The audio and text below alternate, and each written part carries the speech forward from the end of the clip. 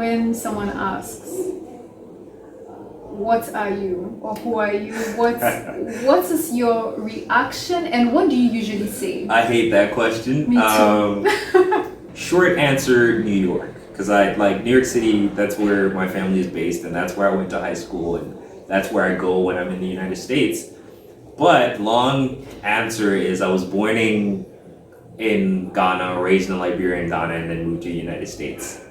And then it starts this whole conversation of like, whoa, tell me more. And I'm just like, man, let's just move on to something else. Because everyone I encounter, I kind of have this same like conversation with over and over and over, so it kind of gets old. As the world is globalizing, you can find a Ukrainian woman falling in love with a Ghanaian man and making kids, or a Liberian and a Ghanaian, or a Japanese and a Ghanaian. So like there isn't a like one path fits all. It's not like only Ghanaians are marrying each other. Hello ladies and gentlemen, my name is April and you're welcome back to my channel. That's if you're returning. And if you're new here, then there are a couple of things that you have to do. First and foremost, check out the videos on my channel page. Do you like what you see? If you do, then of course subscribe to my channel and also don't forget to click on the bell notification button to always be updated every time I post a new video. As you guys can see today, I have a guest. So my name is Mensah. I'm half Ghanaian, half Liberian. I am a counselor in training, so I want to become a licensed marriage and family therapist. And long-term goal is to become a psychologist. I live by the motto, everybody desires to be loved, known, and understood. And I think my purpose on earth is to mend broken things and bring light into dark spaces. That's a very good elevator pitch. Okay, so today, as you guys can see from the title of the video, we are going to be going a little bit into the identity crisis talk. As Arthur has said, he's half Ghanaian, half Liberian, and his whole life has been split amongst multiple countries, including Liberia and Ghana. So we are just going to be going into that topic today. And if you're of mixed race or of a mixed background, you would probably be able to relate to this topic because I myself even relate to this topic. If you don't know, I'm half Ukrainian, half Ghanaian. Yes, and I lived in both countries, so I guess I would be able to chip in as the conversation progresses.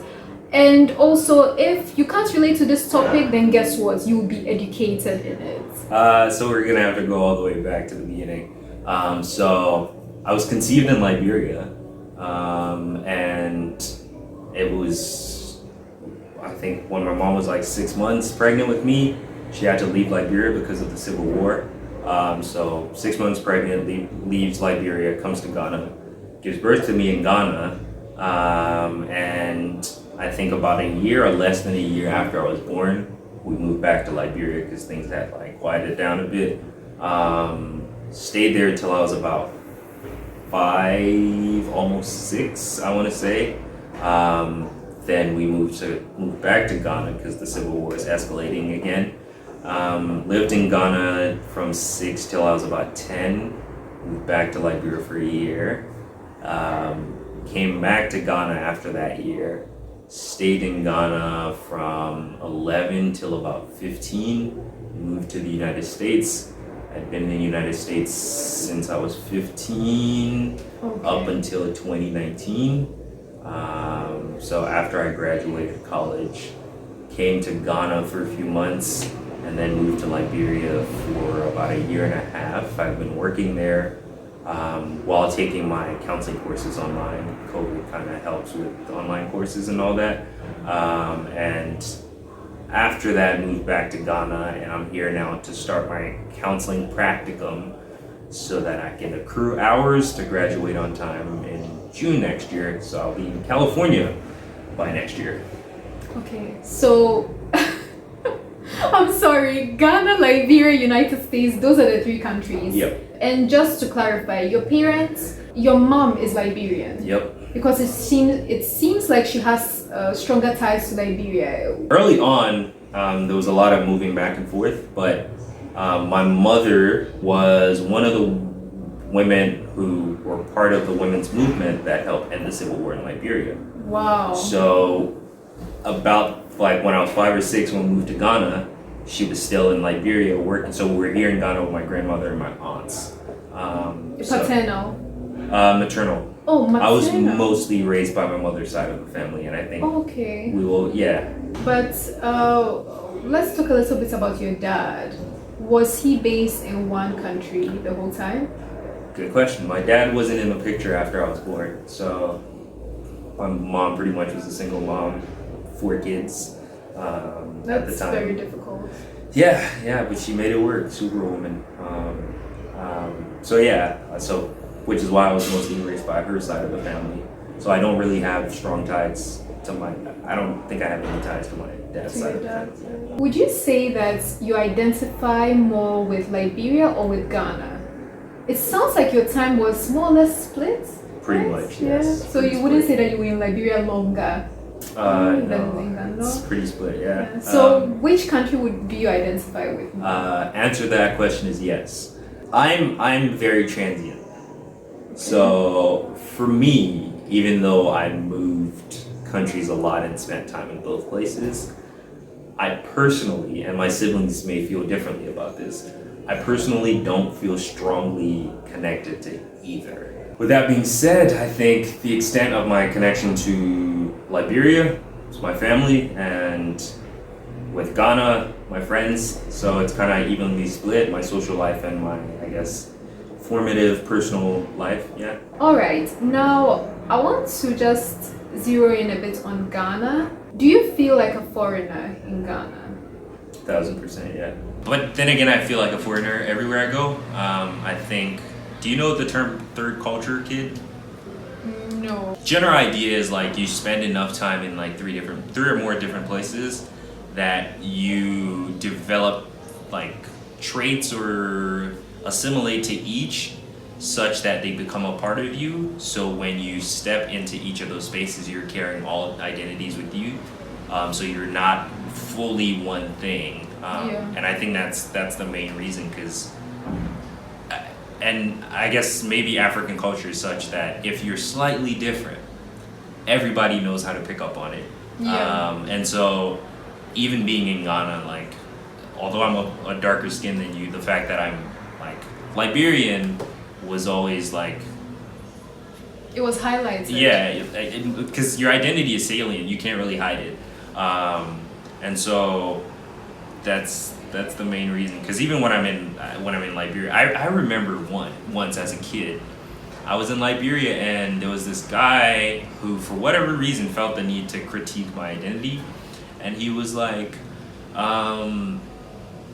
Ghanaians are like passionate about their mothers, and Liberians are passionate about their fathers. Your father's Ghanaian, your mother's Liberian.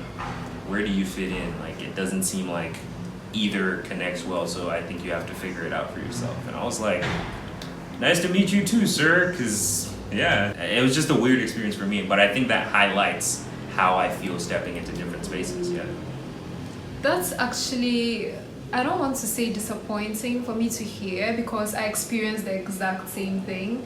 And even this particular example that you're giving, I don't understand why people feel that they have even the right to question you about who you are, or to tell you who you are, or to even ask you, I mean, what is it to you in your particular case?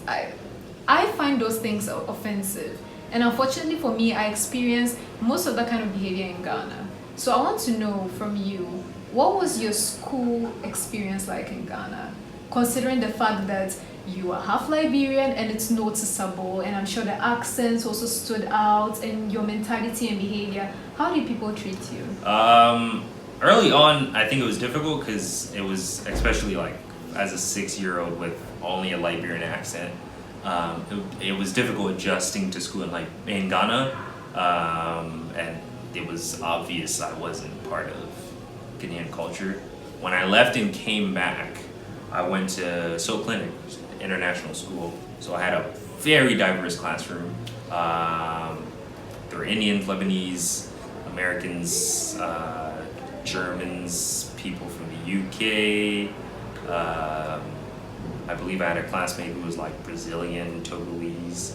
I had a half Japanese, half Ghanaian friend. Shout out to you, Denzel. So yeah, it was a like very mixed experience, and so I think there was more so curiosity from individuals about my identity and how I like my way of being, so to speak.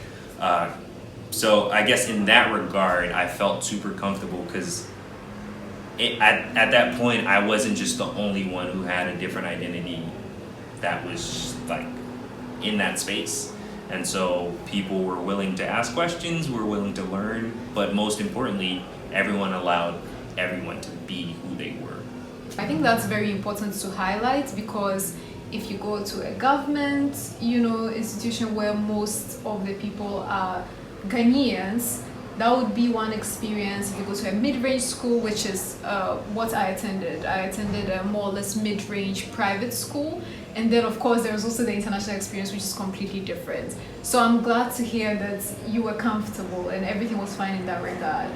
So when you say most of your friends are in Ghana, do you mean friends of an international background or you mean locals? Mixed, yeah. Mixed. So it's very interesting because even though you are in Ghana, your surroundings and the people who you mostly communicate with are not locals. So when it comes to your experience, you don't really have to deal with some of the things that come with actually being tagged as an outsider, or you still do experience things like that? So I think it's more mental at this point, because I think last week I was talking about getting my Ghanaian passport, and it dawned on me this entire time, every time I come to Ghana, I exist as though I'm not a Ghanaian. And I was like, what the heck? I was born here. I have just as much right to being a Ghanaian and being in Ghana, because I always think, oh, I can't stay more than 3 months. Like that has been like drilled into my head, like with my Liberian passport. And I was just like, wait, what the heck? Why have I been doing this? And so I think there's this mental block of like, in my head, I haven't fully accepted that I can own this identity. And so it's now less so other people telling me I can. And maybe it's a result of having experienced that growing up. But now it's like, okay, I can't fully own this for whatever reason. And maybe if I end up with a Ghanaian person or whatever, that might change, but who knows? You've already mentioned that you kind of identify with both. But at the end of the day, does that mean that you don't identify with any? Yes and yes. I think, and in a prior conversation, I was telling you that I kind of self-identify as a journeyman. So I'm used to the moving now because of how my early childhood experience was. And so I don't really see myself being in one space for a long stretch. Maybe that changes, maybe it doesn't, but only the future will tell. And so in that regard, I don't really identify with either. So I would, 'cause for me, like, over the past like maybe 5, 6, 7 years, Ghana and Liberia has been vacation. When I come, granted I'm home, but like I don't have to think about work, I don't have to think about school. I'm just here, I'm chilling, and then and so there's very much that like pattern that has been drilled into me over the past few years that I've gotten comfortable with. And so being in Ghana just feels like vacation. It doesn't feel like home. Yeah, but would you say that the States feel like home at this point in your life? No. God, no. Okay. People who know me personally know that like I don't identify closely with the United States at all. United States. Okay, so it's just a school sort of hub, maybe work, friends. Okay. All right. So when someone asks, what are you or who are you? What is your reaction and what do you usually say? I hate that question. Me too. It depends on the day. It really depends on the day. So I have a friend from college who used to love seeing people ask me that question. And just because he knew there was always this like, depends on how you like want me to answer. So in college, people are like, oh, where are you from? Most people just talk about the state that the person is most recently from. And so I typically go, well, short answer, New York. Because I like New York City, that's where my family is based, and that's where I went to high school, and that's where I go when I'm in the United States. But long answer is I was born in Ghana, raised in Liberia and Ghana, and then moved to the United States. And then it starts this whole conversation of like, whoa, tell me more. And I'm just like, man, let's just move on to something else. Because everyone I encounter, I kind of have this same like conversation with over and over and over, so it kind of gets old. But then people are fascinated about like my upbringing, and I can't really help it because that's just my life, you know. So yeah, I don't really like that question.